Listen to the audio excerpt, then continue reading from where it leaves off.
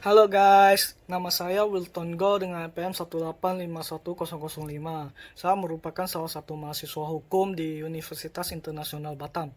Hari ini saya akan memberikan sedikit penjelasannya eh, mengenai materi hukum perbankan, tentang macam-macam cara penyelesaiannya, penyelesaian kredit bermasalah. Oke, mari kita mulai.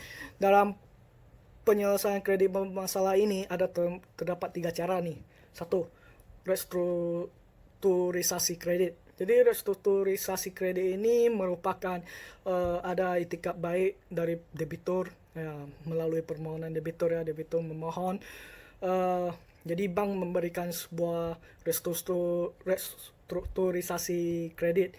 Itu bisa termasuk dalam perpanjangan jangka waktu, grace period, penurunan suku bunga. Jadi perpanjangan jangka waktu ini ya dia sebelumnya cicilannya 24 bulan. Jadi diperpanjangkan menjadi 36 bulan.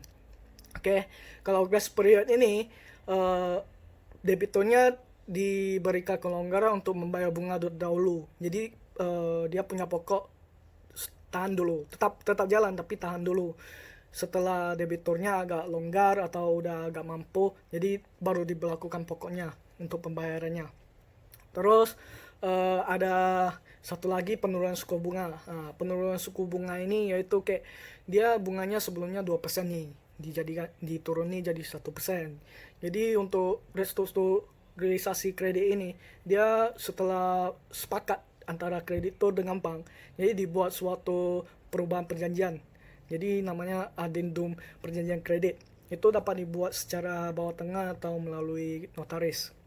Oke, selanjutnya yang kedua, cara kedua, agunan yang diambil alih oleh bank.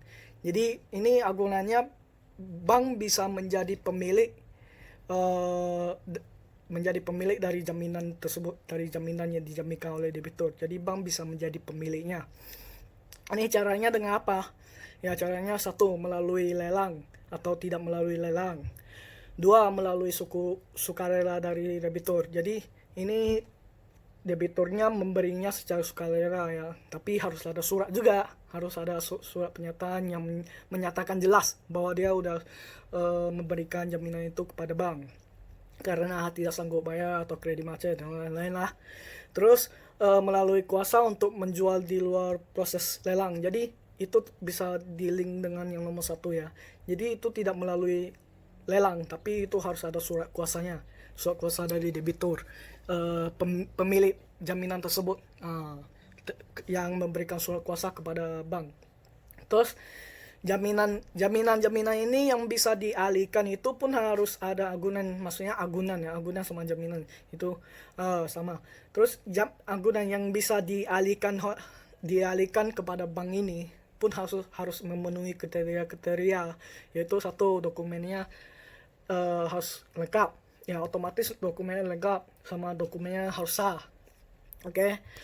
Kedua, sesuai peraturan perundang-undangan bahwa memberikan hak preferensi kepada bank. Jadi itu jaminannya harus termasuk kategori dalam undang-undang yang memang boleh, yang memang bisa sesuai undang-undang untuk dialihkan kepada bank. Oke. Ketiga, dilindungi asuransi. Jaminan itu harus dilindungi asuransi juga.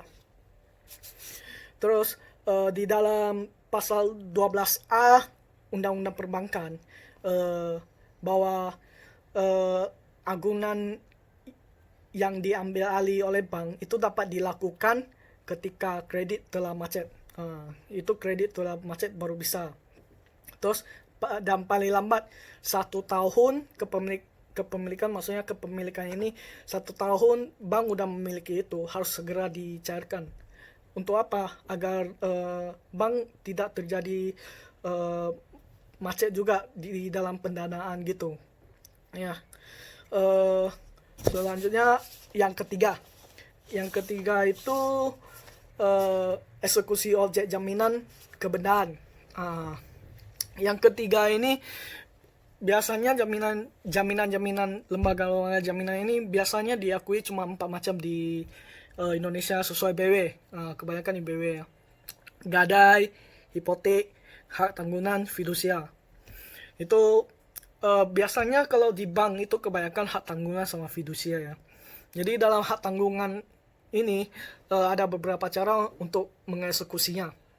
Bisa melalui menjual berdasarkan hak pemegang hak tanggungan. Jadi sebelum ada kredit dia diberikan hak pemegang tanggungan gitu. Dia bisa menjualnya. Dua, melalui titel eksekutorial. Jadi itu sudah ada, itu harus melalui permohonan di pengadilan, permohonan eksekusi ke pengadilan. Jadi bank harus memohon dulu baru bisa melakukan titel eksekutorial ini.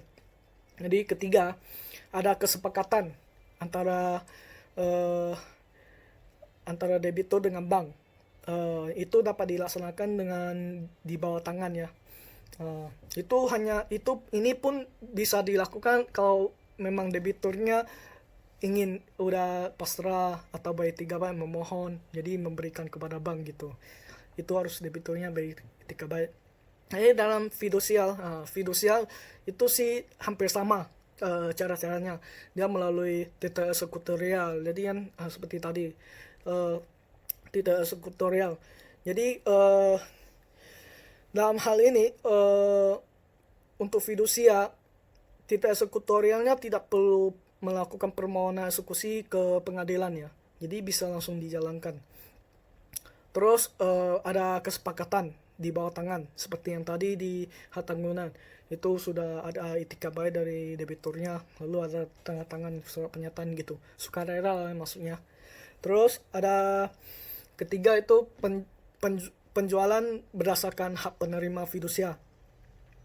Jadi penjualan berdasarkan hak penerima fidusia ini harus